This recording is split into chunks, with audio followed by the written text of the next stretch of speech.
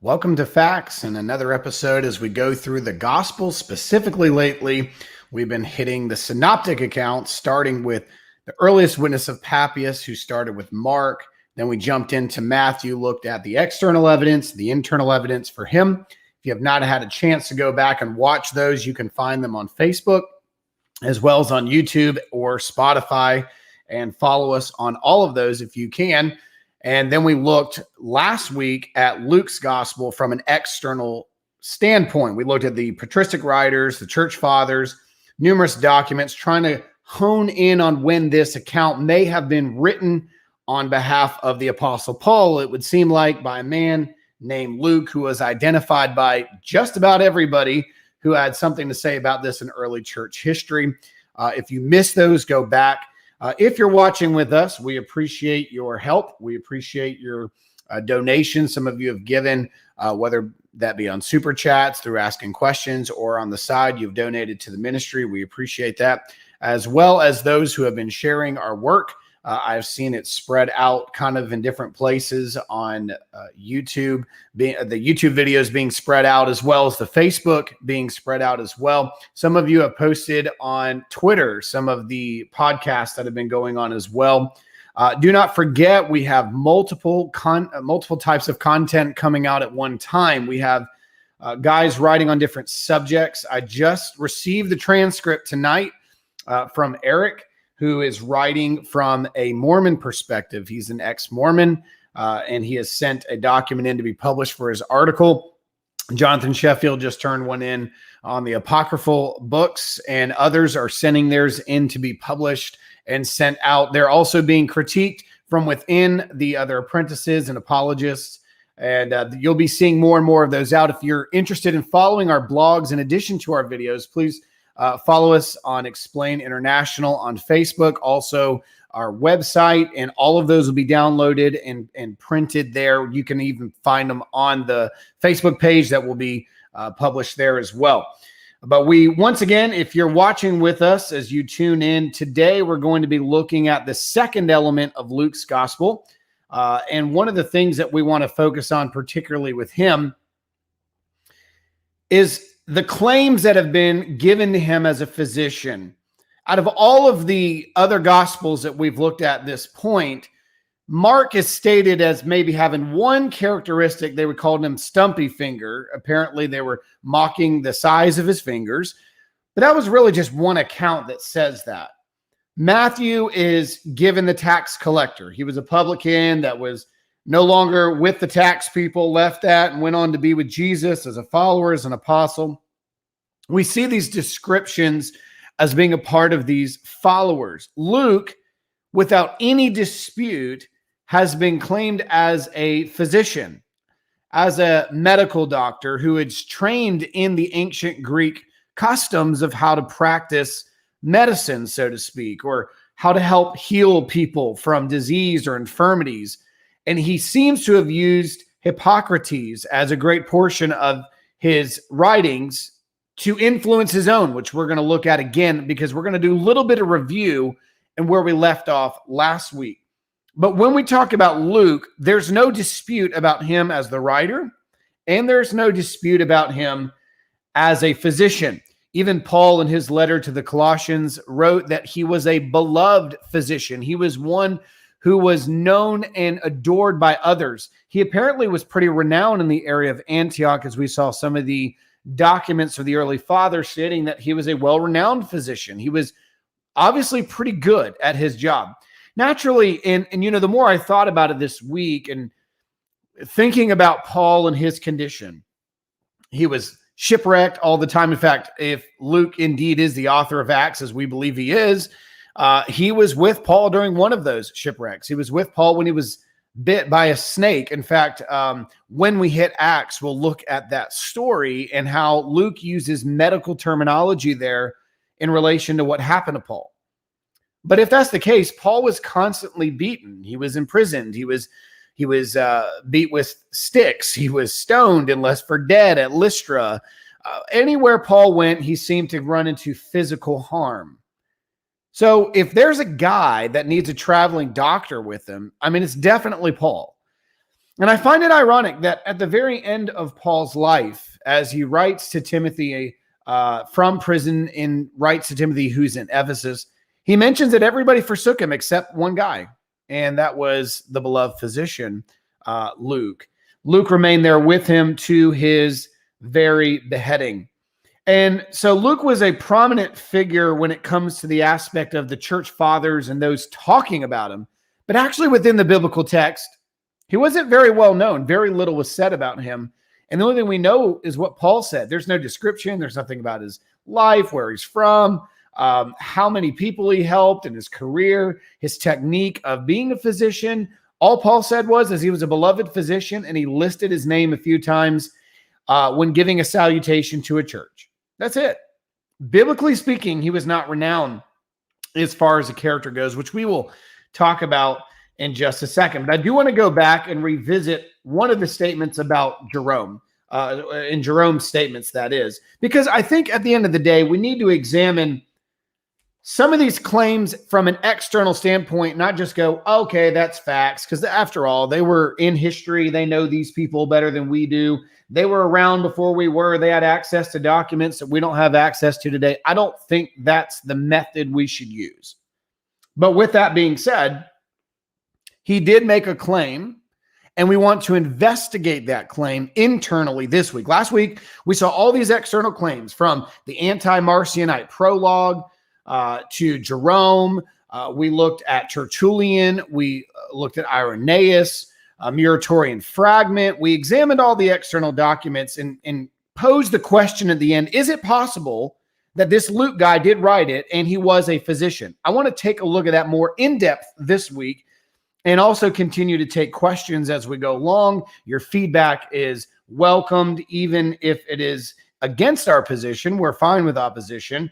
We ask you to do it in a kind way. We're not going to be jerks about our presentation. We ask that you respond in a decent manner that's worthy of discussion, worthy of engaging and sharing feedback and going back and forth and challenging each other's hypothesis. Look at Jerome's statement if you're watching on a screen. If not, if you're on Spotify listening, I will read it to you and try to highlight the points I would like to emphasize. He states, Luke, a physician of Antioch. Again, once more, that was not disputed by anyone at any point. And there was a constant acknowledgement of this.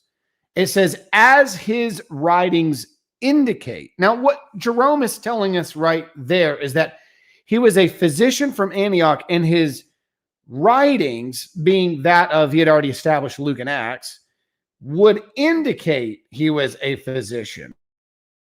He was not unskilled in the Greek language, and that is true. He was very well done in the Greek language. His syntax is phenomenal. His writing is, in my opinion, the best of the gospel accounts, although John's account was considered very organized and how everything was put together. But as far as the ability of vocab and the broadness there, Luke would have surpassed John in that skill set. But he is definitely renowned in his writing and his ability to convey truth or facts or do his historical documentation that we see in the book of Acts specifically. But when we look at Jerome's testimony, he's letting us know that Luke was a physician, and his writings indicated as much when he journeyed with Paul and wrote his gospel. So that's what we're going to do. We're going to investigate this claim of Jerome. We're going to see if his viewpoint is right, or if he has some bias, or he's making something up out of thin air to validate a guy. But before we jump into the details in Luke's gospel, let's look at the preface and review last week, because there are numerous things that we didn't get to spend much time on that we'll have more time to do today, because in this preface, there's an indicator that he is a physician and has been influenced by ancient physicians. He says in Luke chapter 1, verse 1 through 4, many have undertaken to compile a narrative about the events that have been fulfilled among us, just as the original eyewitnesses and servants of the word handed them down to us. So two categories of people. Many have sought to bring a narrative and compile and organize one about the things that had happened, similar or just as the original eyewitnesses did. So there's two categories of influence. There's narratives that have been established by the eyewitnesses, and there's narratives of those who came after, trying to organize narratives that are equal to or in company with that of the eyewitnesses themselves. Now, we're going to break this apart in just a second, but hear those, especially for those who are listening on Spotify and cannot read the words on the screen that are underlined. Hear what he's saying there. And he says, the original eyewitnesses and servants of the word handed them down to us, which right there, Luke is removing himself from the eyewitness accounts, placing himself in this first category of the many who were seeking to compile a narrative. He says, it also seemed good to me, since I have carefully investigated everything from the very first, going back to the first accounts, particularly of John the Baptist's birth, looking also into the eyewitnesses' accounts and examining their testimonies of what took place. So he did that. He investigated from the very earliest attestation of Jesus's ministry and forward into the time of the resurrection. He said, to write to you in orderly sequence, most honorable Theophilus, which he seemed to be a person of prominence, perhaps somebody in leadership politically, so that you may know the certainty of the things about which you have been instructed. Apparently, he had already been taught a narrative about Jesus, but these other accounts were being circulated that caused maybe some hesitancy on the part of Theophilus. So Luke, being a good friend, is setting an orderly account with the eyewitness testimonies in order to establish a clear directive of what truly happened in the life and ministry of Jesus. Now, what he's going to do is not discredit the eyewitnesses as some alleged he is. So let's tear this apart in summary. Notice he says many have undertaken the account here to achieve a narrative that is equal to that of the apostles or the eyewitnesses for that matter. Epikureison is the word here. It is frequently used in medical language, as we talked about. Now, Luke is the only one who uses this word. He uses another form of it later in Acts.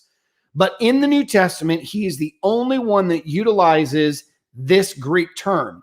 And it is not only just a similar Greek term used in medical language, particularly coming from Hippocrates, who was around 460 to 370 BC, but he actually uses an intro of a prologue that Hippocrates uses, almost copying it in a sense or using it as a springboard to initiate how he's going to launch his gospel narrative account of Jesus. Strategic, because that means that the writer here has been influenced by ancient doctors and is using the lingo of how they would prescribe. For example, we have this record from Hippocrates who says this, as many has undertaken, same exact Greek word, the same phrase in Greek Luke is using to speak or to write concerning the healing art.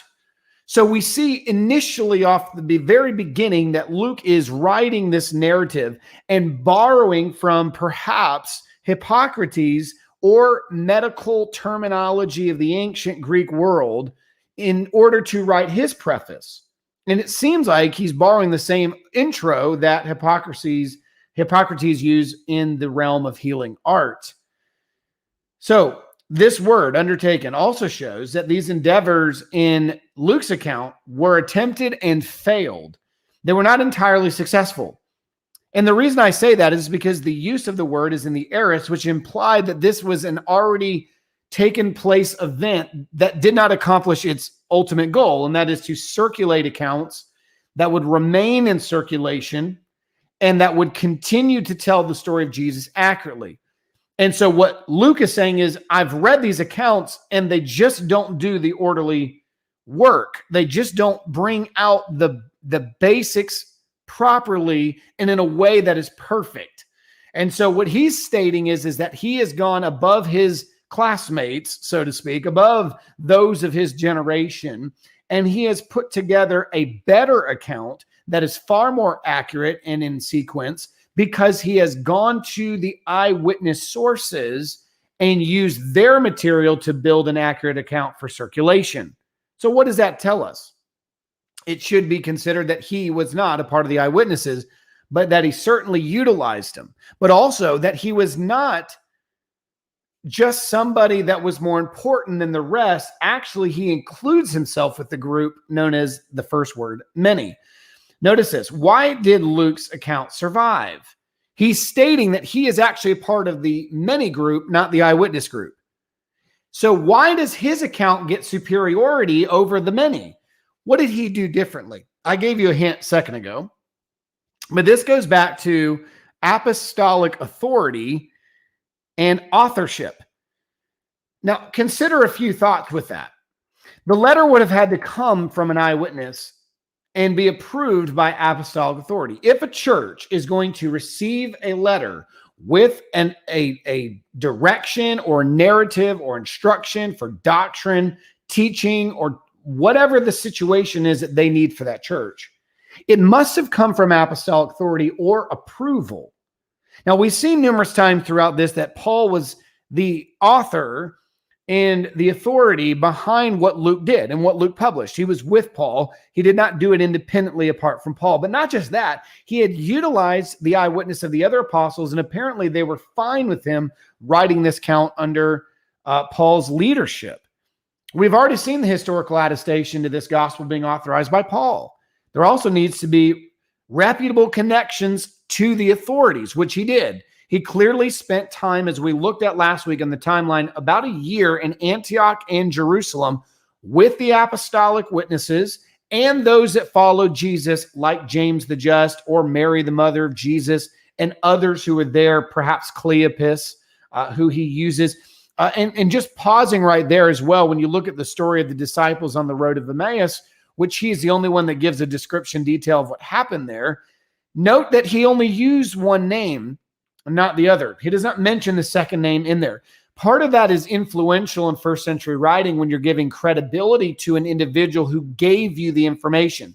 It's not that Luke would not have known the second person, but giving precedence and almost a shout out, if you would, to the eyewitness who told him the story. He mentioned Cleopas, which would indicate perhaps that Cleopas would have been the one who told Luke that story of what happened there. And by Luke giving him credit in his narrative, made sure to name him apart from the other, because perhaps Luke did not learn that story from the other gentleman who was on that disciple, who was on the road of Emmaus. But with that, you see, there needs to be names of reputable people who are going to give Luke the credibility to circulate a gospel. Paul's one of them, but Paul wasn't the only one utilizing this gospel or giving information to write it. It is clear that he received his information from more than Paul, but the other eyewitnesses, as he states in his preface. It is also very likely that Luke's name was written on this account. Now, that may not be the case on all the others. I've mentioned in the Gospel of Matthew, particularly that in the Didache, which is late first century, it is known as the Gospel of the Lord, because I believe Matthew's gospel was more of an apostolic gospel. It was more of a collective group gospel being published, with Matthew being their main scribe, so to speak, because it would have been his main study notes that utilized that gospel in addition to Peter's testimony through Mark. But when it comes to Luke, on the other hand, it's very likely his name was attached. Two reasons. One, he addresses somebody named Theophilus. What good would it be to address somebody and not tell them who's writing the letter to you? Like, hey, Theophilus, I'm writing to you, and Theophilus gets this letter and there's no name on it.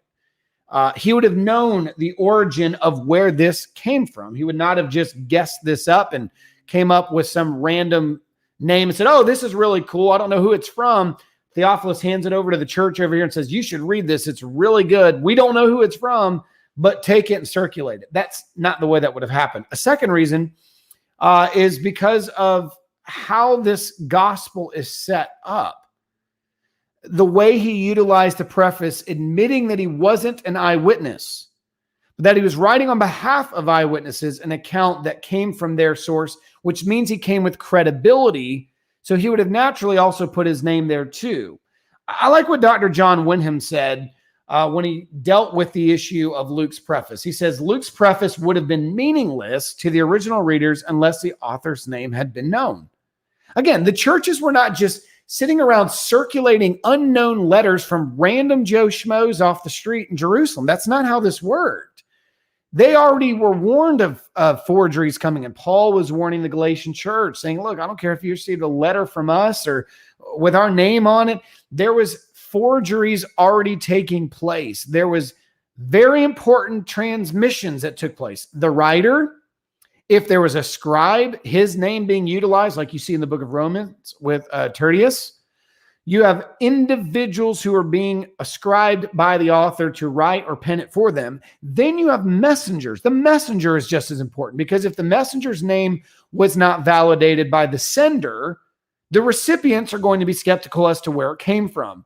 There had to be a chain of custody in delivering an original message to the churches that were being directed. And that started with the writer, those who wrote for him, those that delivered it for them, and handed it off to the churches themselves. They were not receiving random, miscellaneous, unknown letters with cool stories and circulating them and giving apostolic approval to them. That's not how this would have happened. So I agree with Wenham and others. So the question is, why Luke? Why would Luke be, if this is a forgery, why pick his name that way? Would the churches just want to fake a book, some bishop somewhere, some random church? By the way, there's no dispute about this. Nobody ever said otherwise. There is no secondary name ascribed to anybody on the Gospel of Luke but Luke. It doesn't matter which region. It doesn't matter which bishop. It doesn't matter if you're looking at the Muratorian fragment, the anti-Marcionite prologue. It doesn't matter. There is no secondary source of anyone else who may have been the writer of the Gospel of Luke but Luke himself. But why, if it's a forgery, why would the churches use Luke? After all, he's not a prominent person, as I stated early in the program, of the work. Why would you do that? And once more, I like what Leon Morris said, and I read this to you last week. He said, Luke was not, as far as we know, a person of such prominence in the early church as to have two such considerable volumes as these fathered onto him without reason. If people were guessing, would they not be much more likely to come up with an apostle? Here's the question. Luke is not a person of great prominence in the New Testament. If you're going to fake a document, you don't use names like Epaphras or Demas or Luke, because their names were utilized just as much as Luke's and more descriptive. Why in the world would the church, trying to sell a story and give a fake account, ascribe Luke's name to it? He's not a prominent figure. He admitted in the intro he's not an eyewitness. So since the writer just removed himself from the eyewitnesses and placed himself with the third accounts or the third audience, he did not include himself with eyewitnesses. He's pretty much discredited himself from that standpoint if this is a forgery. Because if you look at the forgeries, like say the Gospel of Thomas or the Gospel of Judas or the Gospel of Mary Magdalene or the Gospel of Peter, they are heavy on trying to convince you that they are the writer. I, Simon Peter, in the Gospel of Peter. I, Judas. I, Thomas. They're giving you great detail that they are writing. Why? Because if you're going to sell a document, you use eyewitness names. You use apostolic authority. In fact, this is consistent with what Marcion was doing, as we read from Tertullian. He was mutilating the Gospel of Luke, removing any external material that came outside of Paul's testimony, completely just took what Paul would have taught Luke, removed Luke's name, stuck Paul's name on there, and called it the Gospel of Paul. Why not? Paul has far more credibility than Luke. If you're going to forge this, put Paul's name on it. After all, we've seen from the fathers he was the author behind it. Why not just call it the Gospel of Paul? Because Luke was the historian who did the collective work under the authority and approval of Paul. But if you're going to sell it as a forgery, you put Paul's name on it, not Luke. And that's exactly what Marcion was doing. This could be instrumental in the explanation, as I just stated, why Marcion put Paul's name on it. Also, another reason why his was credible amongst the many is it was based on eyewitnesses. Notice the phrase, just as in the intro, just as the eyewitnesses witnesses. This would indicate the many were not apostolic men. This would remove the notion that Luke was writing to correct Matthew or Mark. He already acknowledged that there was accounts being written from the apostolic eyewitness standpoint. At this point, there would have only been two: Matthew's Aramaic and Hebrew account and Mark's gospel on behalf of Peter. And he said that he used it in the plural, so there would have been more than one. Very likely these are the two. And then there's the oral tradition as well of the apostolic witnesses and the other eyewitnesses who followed Jesus. But Luke was not writing this per se to correct them. He admitted he is using their work and that he has studied their testimonies and investigated their testimonies enough to write an accurately account to be given in the Greek language and distributed to guys like Theophilus, who would appreciate a work given to him by somebody like Luke, who'd been traveling with Paul. This is writing an account for Paul's ministerial purposes, for Paul's ministry team. Luke separates himself from the eyewitnesses and contextually places himself within the category of the crowd many. This would also indicate that the many were not evil accounts. And again, I'm not saying that the many attempts were people trying to corrupt. He doesn't say that. It's not that as much as they were messages that were not approved by the apostolic eyewitnesses. It's that, yeah, maybe they were valiant attempts. Maybe they were seeking to spread the message of Jesus, but they did not sustain themselves like Luke's account did. This is why having apostolic authority behind the account with eyewitness testimony is vital and important. This allowed Luke to say, I have carefully investigated everything from the very first to write to you in orderly sequence. He is writing from an eyewitness standpoint, not from his own, giving an orderly account using the eyewitness testimonies, which would have included Matthew's letter as well as Mark's, and utilizing them. That's why there is similarities. And again, they're not correcting or building on one another. Rather, it would indicate to me that they were working hard to accomplish the same purpose, same goal, to get out the same message and to raise the name of Jesus across the world. After all, they're on the same team. You may get tired of me saying that every week, but they're on the same team. They're not stealing and borrowing from each other in the sense of malicious work or correction. They're working to accomplish the same goal. Luke would have known the eyewitnesses. He would have been familiar with Peter and his account. He's not going to come out and publicly defame the dude when he was an eyewitness and Luke was not. He admitted he's not an eyewitness. He's not going to go in and bash the eyewitnesses as if he was one himself. That's not the way that would have worked. This would have been using their material to continue to build the narrative for the audience he has targeted to write this account for. So that was introduction. Going back to last week's work, let's go into the testimony. So we see initially, Jerome's right. There seems to be indicators of this of a physician who has placed his fingerprints on this text. Just on the introduction, using Hippocrates' similar language in the intro. But are there others in addition to that?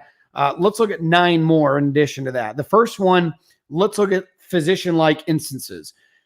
Luke is the only gospel writer who records Jesus' statement, physician, heal yourself. Or in the words of the great King James, physician, heal thyself.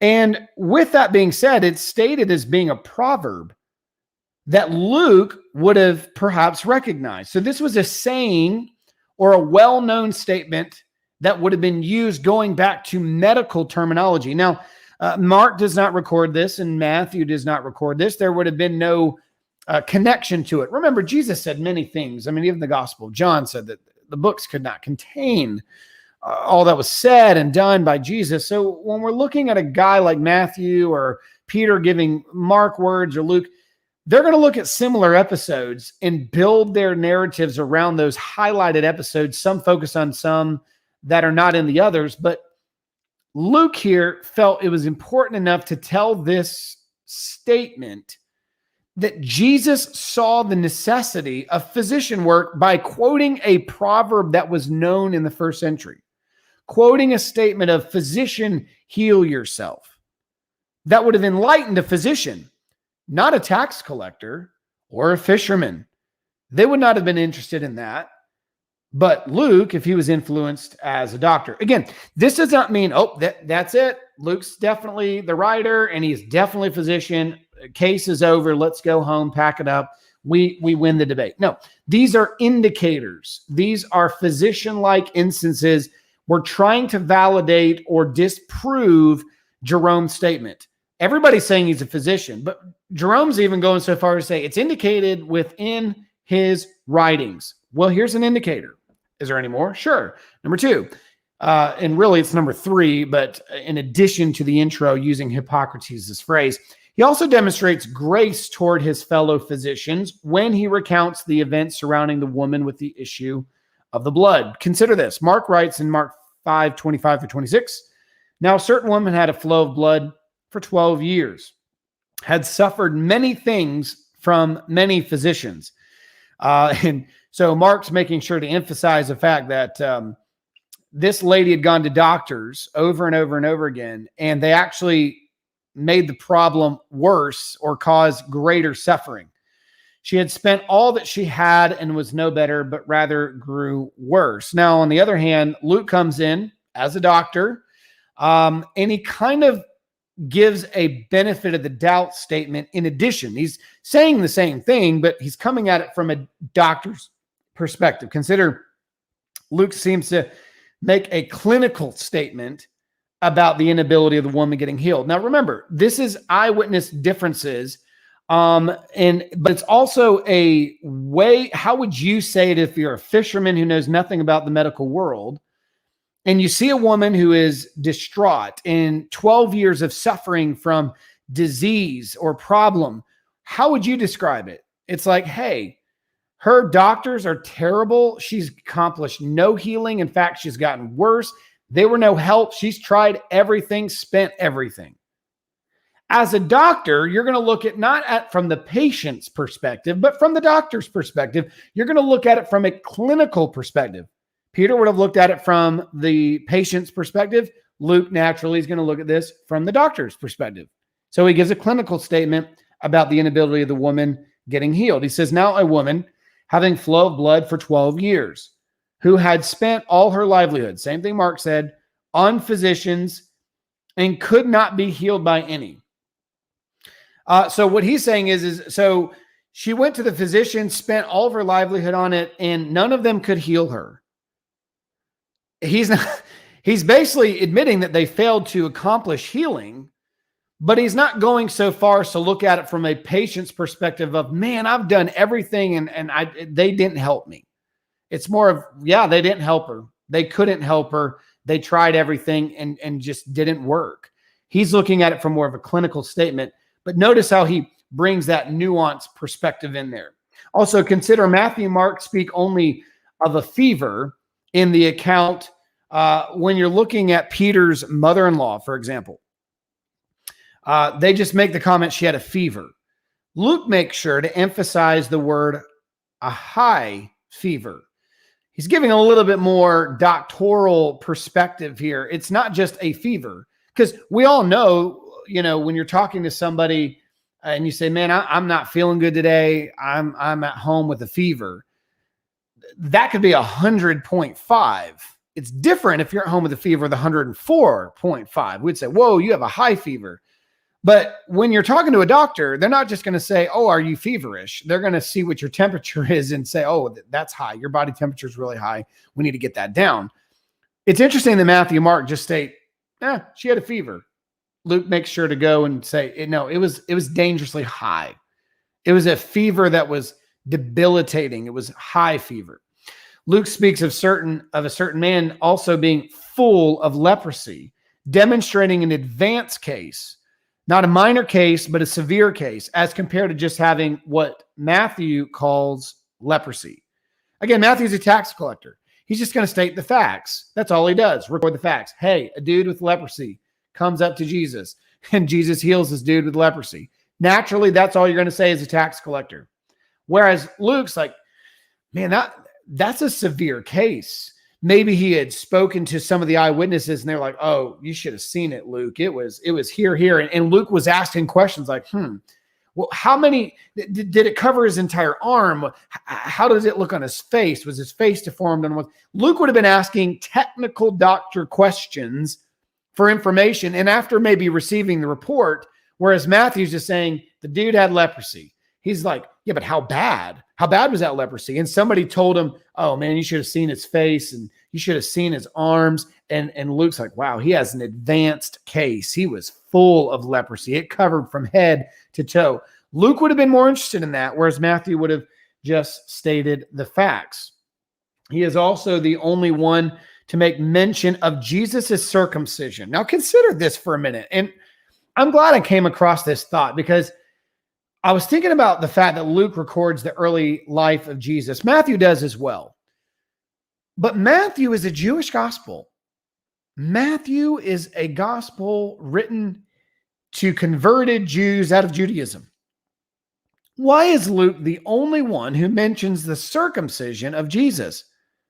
And that he was circumcised by the customs of Moses on the 8th day in Luke chapter 2, verse 21. Why is Luke the Greek? He's the only non-Jewish writer. He's from Antioch. He's not a Jew.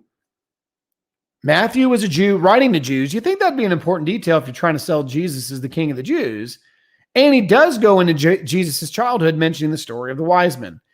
But Matthew didn't see that important as much as focusing on the Davidic bloodline. Understandable. Peter was a Jew.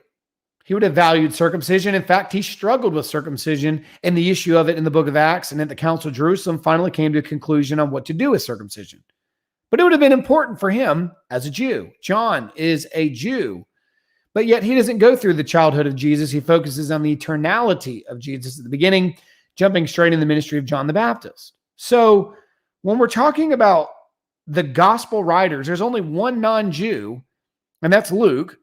And he's the only one that brings up the fact that Jesus was circumcised. Well, as a doctor, that would be an important thing, especially a doctor who's a Gentile. If Luke is, as the fathers indicate, more of a Greek rather than that of a Jew, remember, circumcision was not as universally accepted as it is today in our culture for cleanliness and things like that. Back then, that was the mark that distinguished Jew from Gentile. So Luke, a doctor with the concept of cutting off a foreskin, would have been interesting, but he wanted to make sure to include that Jesus' parents followed Mosaic protocol on the 8th day to circumcise Jesus. But I find it intriguing. He's the only one, and he's the only non-Jewish writer. He's not the only one that mentions Malchus. Malchus, though unnamed in his gospel, which we'll talk about why that's the case when we touch John in a few weeks. Though unnamed, he mentions Malchus having his ear chopped off, as did the others. But he does not give he gives an extra detail, I should say, that the others do not give. And that is that Jesus picked the ear up and healed it. We find out later it's Peter. None of them say that, and we'll talk about that more when we get to John. Chopped off the ear. Jesus picks it up, puts it on, and heals the man's ear. Peter, being the one who hacked it, perhaps did not know the full story when he had Mark written, or maybe he knew of it, it just wasn't that of interest. Maybe he was still trying to not be known as the perpetrator who did it. But here's Peter not writing about Jesus picking up and healing it. Matthew would have been in the garden. It didn't seem to be an important detail for him. John later records this and gives more details than what Matthew Mark would have, but yet he doesn't mention this either. But the doctor did. Dr. Luke had no problem mentioning this. Why? Because this would have been of great interest to a physician to see and know that an ear was chopped off and restored immediately by the hand of just putting it on from Jesus. It'd have been intriguing to a doctor, but not to Matthew, Mark, or John. Also, he deals with two miraculous birth narratives. He goes so far as to mention John the Baptist's birth. Now, John the Baptist is mentioned in all the other Gospels, but he is not mentioned in his birth. Why?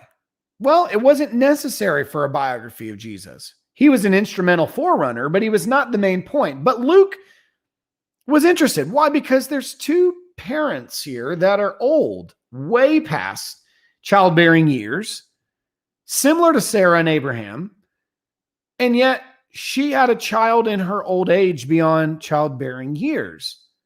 A doctor would be intrigued by that. A tax collector and a fisherman would not. But he went so far as to focus on a miraculous birth that should not have happened to an older woman, and also a miraculous birth that should not have happened to a younger woman, the virgin birth. Now, there is no greater treatise in the entire New Testament of the virgin birth of Christ than that which Luke gives. The detail, full insight, which he would have received from Mary herself, more than likely, or if not, James, the brother of Jesus, would have given the information. After all, he records the song and prayer of Mary that none of the others do, but he would have been intrigued that a woman would have conceived in the womb apart from a man, apart from a human male bringing another child into the world. A woman did it apart from a man. That would have intrigued a medical doctor. He researched this thoroughly, and as he said, investigated it. He needed to know. He focuses on two miraculous births. Though Matthew touches on this slightly, Luke goes into much greater detail all the way up to the story of his nativity that Matthew does not give, only that of his toddler age when those that came to him from the east. Let's look at another one. The woman with the 18-year back condition. Now, I think this one is important. Notice the story here. It says, a woman was there who had been disabled, astheneos, by a spirit for over 18 years. She was bent over and could not straighten up. Not at all. When Jesus saw her, he called out to her, "Woman, you are free of your disability." Now, he's the only one that mentions this. And the reason for it is because Jesus uses terminology of the medical world. Notice what Luke does. He actually gives the diagnosis of what she is dealing with. She was diagnosed with a term only Luke used, and it's translated bent over. Sukuptusa is the word, and it means to be bent over. Sukuptusa. And what he is saying is that her condition did not allow her to stand straight. She was hunched over. And he goes so far as to give you the timeline of her condition. He made sure to document that this was an 18-year issue. Good doctor, how long have you been suffering with this? Well, I've been suffering for 18 years. And then what Jesus says to her after healing her, he says, "You are free." Apaleluse is what he says to her. You're free. And it's an ancient Greek medical term for relaxing tendons and membranes and for taking off bandages. Hobart records this and does the definition work going back into medical terminology in the Greek ancient world. Now, it is used in other realms of the New Testament, but the phrase in which Jesus used it seems to be consistent with ancient Greek medical terms for relaxing tendons, meaning her tendons were holding her back bent over so bad that when Jesus healed her, they released for her to be able to stand up straight. You're free. Your back is no longer bound by the muscle or by the tendon that's holding it from coming back to a straight position. For 18 years, she was hunched over walking, and for 18 years, she sought no relief until Jesus said, "You're free." Apaleluse, you're free. So we see medical terminology. This is a story that only Luke records, and in two circumstances records it using medical terms of the day. Lastly, and we'll take some questions in this, we see the Good Samaritan. This is one I almost missed, and I'm glad I did not. But in the story of the Good Samaritan, particularly in chapter 10, verse 33 through 34, Luke added, and I'm going to read a statement from Bettman, who says, Luke added a number of medical touches, which prove him distinctly a physician. Now, again, let's back up here. What we're not doing immediately is saying, there it is, end of the argument, debate's over. Let's Let's call it a night. Luke's a physician, no dispute. We're taking claims from the ancient world. We're examining those claims, and we're going through multiple scenarios within the text that say, could it be right? Could that be correct? And if it is correct, let's go with it and say that's a good hypothesis that has internal and external evidence. I think that's an important thing to do. Rather than just, well, let's excuse it all. Let's not go into that. That's not important. Notice this. Luke added a number of medical touches which prove him distinctly a physician well-versed in wound treatment as practiced in his time. The use of the wine for the soothing of wounds was recommended by, here he is, here's the guy, same guy, Hippocrates and later Galen. Going back to what we said earlier, it should be noted that Hippocrates influenced him in his preface. Naturally, in telling the parable, this terminology and recommendation that Jesus would have known about, the people of his day would have known about as to how to do wounds and healing and binding them up, putting proper ointments on them, would have been something that Luke would have cared about tremendously. And so soothing wounds that would have been recommended by Hippocrates and later Galen, an early recognition of the antiseptic qualities of alcohol. Experience also taught the ancients that wounds bathed in oil would heal better.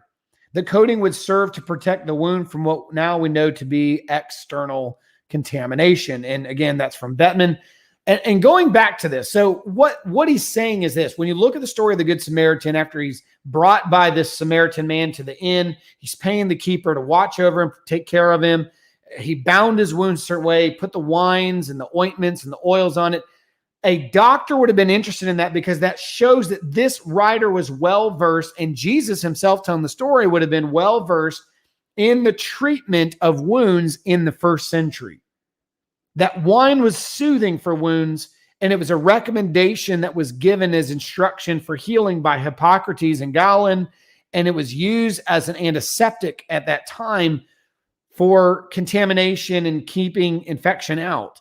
And that these oils and coating it in oil and bathing in oil would heal better, prevent scarring and things like that. These are things that would have protected a wound that Jesus is familiar with, that Luke was very interested in recording because it would have been right down the alley of his studies. These are indicators, as we stated. So when we're looking at the examination of Luke's gospel, when we're talking about the data, it seems consistent to me that the internal and external are together, that they are consistent with each other, that we should not run away from them and say, nah, that's not accurate. We can't accept that. We should not accept that. I think we need to take into consideration that the external data seems to align with internal resources in the Gospel of Luke. It does appear by the evidence that Luke was a physician and wrote from a physician's standpoint. All right. Thanks for joining in. Once again, I'm looking at some of the questions and comments that have come in.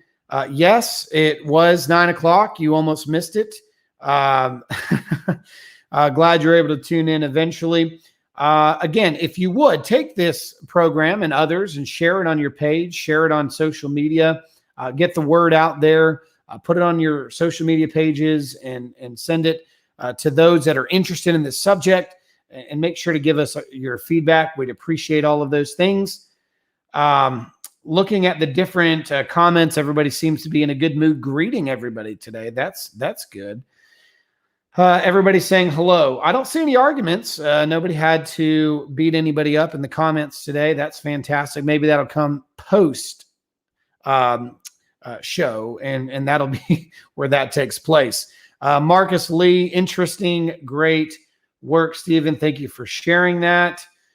Let's see. I've seen some comments just going over y'all's conversations. Daniel writes, I'm curious about the fact that there's a divergent account for different between the four gospels in regards to the resurrection episodes. How do we reconcile this point? Oh, great question, Daniel. And we will get to that, not in this session. Those are probably some of the hardest ones to deal with. When you're looking at Matthew, Mark, Luke, and John side by side, you go to the tomb. you read it in its just raw form, it does appear that there is some issue when it comes to the order and who and when and how many trips. When you're looking at the accounts of the resurrection, it does appear that there's different stories or different trips, different people, different amount of angels, different details.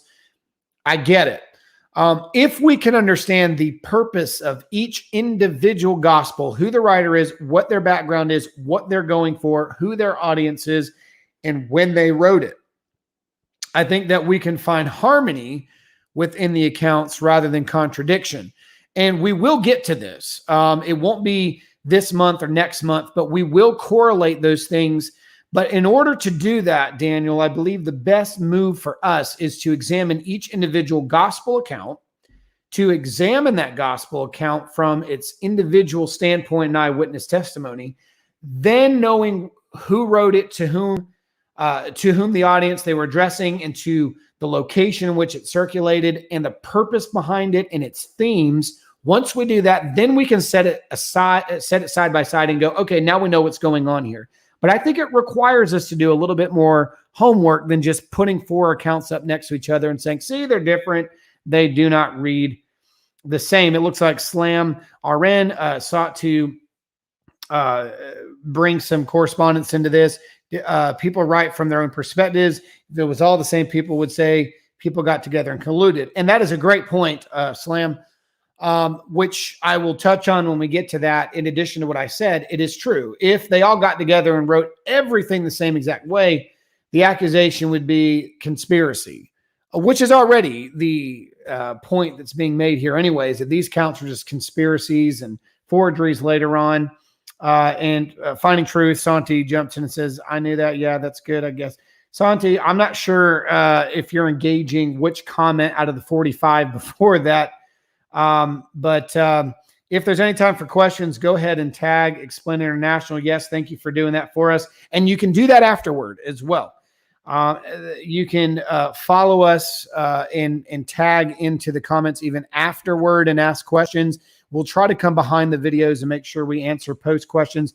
I sometimes get delayed in doing that, but if you do have a question and you missed the live stream, please send it in. If you're listening on Spotify or you'd like to send it through email, not have it public, you can send it to my email account at sboyce, SBOYCE, at citylightseattle.com. Many of you have emailed me. I've had numerous emails over the last few weeks, and I appreciate the kind words and support that goes on with that. And that'll help us reach and share these videos, as we said, to help reach that. And yeah, I agree. Finding Truth as well. That was a good question. We will get into all of that. Q, do you have an opinion on the debate going on about whether the gospel writers felt free to move, change events, or even put words in Jesus' mouth for theological reasons? Yeah, that's a good discussion. And there's a difference between putting words in Jesus's mouth and taking what came out of Jesus's mouth and drawing application to the respected audiences. And in a sense, we do need to examine the fact that things were said slightly different in one account versus the other. So I don't think it's a bad argument. I don't think it's a bad motive. But again, another thing that needs to be considered, and I think is often neglected, Slam, is that when we're talking about the teachings of Jesus, we need to remember that many of these teachings would not have just been stated one single time.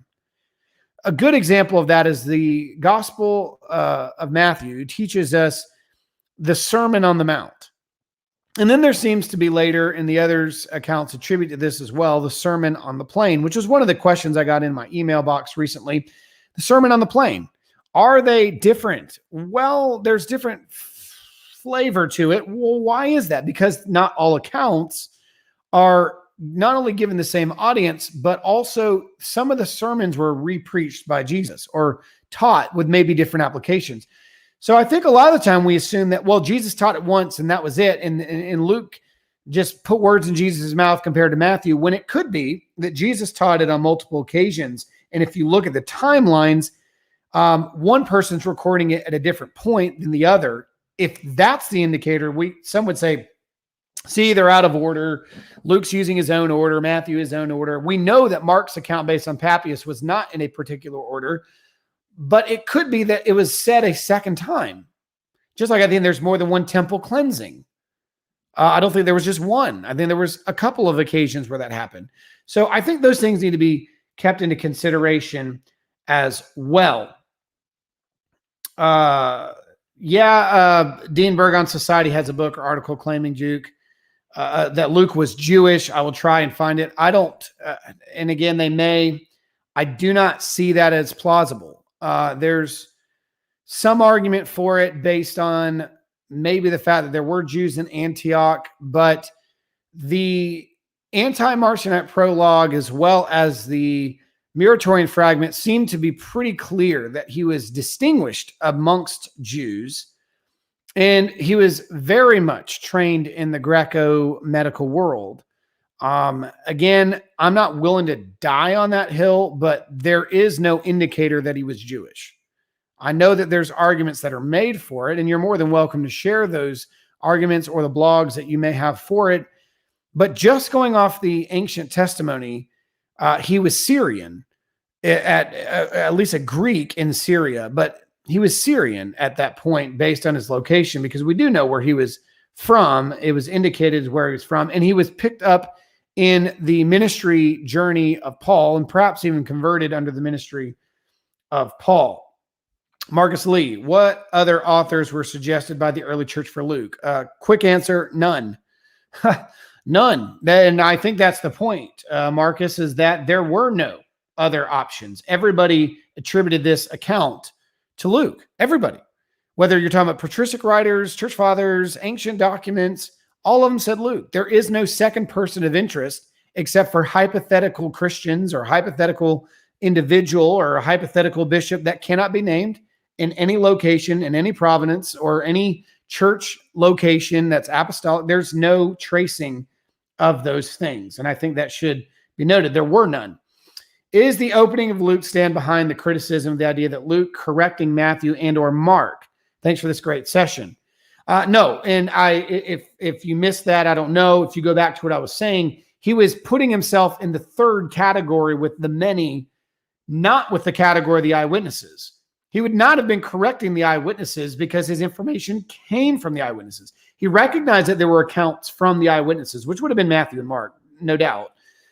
But that he was not correcting them, but rather he went to them and investigated their accounts. How can a non-eyewitness correct eyewitnesses? That wouldn't work out very well. So, as I said it earlier, I do not think so. Let's see here. It looks like Slam, Mike Lycona loves this. Well, that's good. Hopefully we'll be able to correspond with him at some point on the Gospels. I know that he has defended the Gospels, particularly against Bart Ehrman. I think there's some good observations that they both make, both Lycona as well as Ehrman. Ehrman at least places the Gospels in the first century. He is not convinced they're written by first-hand accounts. That's the only difference that I would make there. But yes, Evans and Keener as well. But good. These are documents that should be considered. The eyewitness accounts of the apostolic fathers, going back to the earliest attestations in the documents. We should consider all of these things when dealing with the Gospel of Luke. We cannot just sideswipe them, move them off out of the way and say, no, they're biased, they're Christian bias.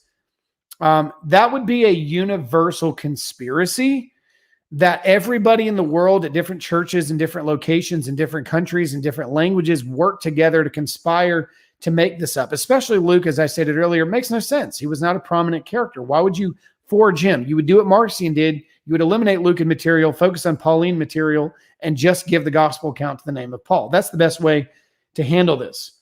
So with that being said, this is the presentation of Luke. We love your feedback. Once more, please share over and over again. We couldn't ask you to do anything more than that, but to take these videos, get them in circulation, post them on walls. We'd appreciate all the support and help that you can give us.